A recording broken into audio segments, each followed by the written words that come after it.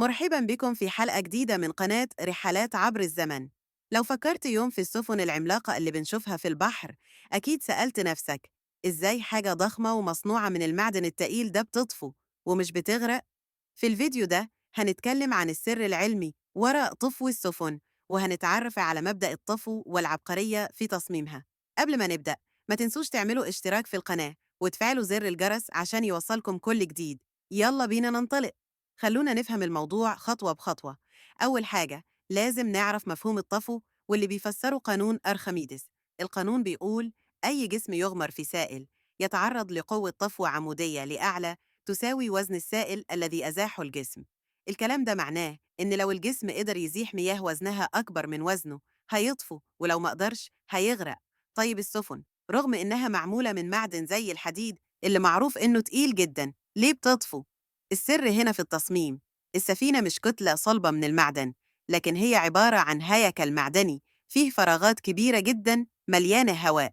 الهواء ده بيقلل الكثافة الكلية للسفينة. الكثافة بتحسب من خلال تقسيم وزن الجسم على حجمه، ولأن الفراغات دي بتزود الحجم الكلي للسفينة بشكل كبير جدا، الكثافة بتقل عن كثافة الماء، وبالتالي السفينة بتطفو.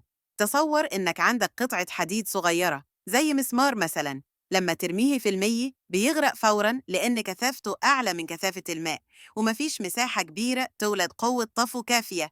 لكن لو خدت نفس وزن المسمار ده ومددته على شكل صفيحة كبيرة، هتلاحظ إنه ممكن يطفو.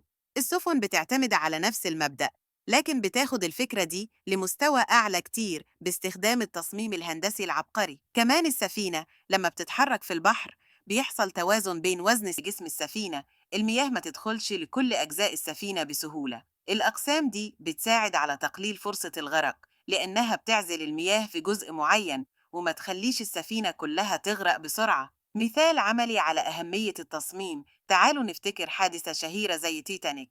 السفينة دي كانت مصممة لتكون غير قابلة للغرق تقريبا، لكن بسبب اصطدامها بجبل جليدي دخلت المياه لعدة أقسام في نفس الوقت، وده زود وزنها بشكل كبير جدا وقلل قوة الطفو، فغرق الجزء الأكبر منها. على الجانب الثاني، السفن الحديثة بتستخدم تقنيات متطورة جدا زي مضخات المياه اللي بتخرج المياه الزايدة بسرعة كبيرة لو حصل تسرب. ده بيمنع زيادة الوزن المفاجئة اللي ممكن تسبب غرق السفينة. كمان المواد المستخدمة في بناء السفن تطورت جدا لتكون أخف وأقوى، مما يقلل من احتمالية الحوادث. الطفو مش بس مرتبط بالسفن الكبيرة، أي جسم موجود في الماء بيخضع لنفس القوانين. الفكرة كلها هي كيفية تصميم الجسم عشان يطفو، وده اللي بيخلي السفن العملاقة تطفو بكل سهولة رغم وزنها الضخم، بينما جسم صغير زي حجر يغرق فورا. ودلوقتي عرفنا ليه السفن العملاقة بتطفو على سطح البحر رغم إنها معمولة من معدن تقيل.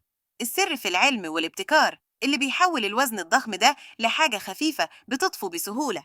الطفو هو مثال بسيط على عبقرية الفيزياء وقدرة الإنسان على استغلال القوانين الطبيعية لصالحه. لو عجبكم الفيديو ده وتعلمتم حاجة جديدة، ما تنسوش تعملوا لايك وتشتركوا في قناة رحلات عبر الزمن. فعلوا زر الجرس عشان يوصلكم كل جديد، وأشوفكم الحلقة الجاية في موضوع جديد وممتع.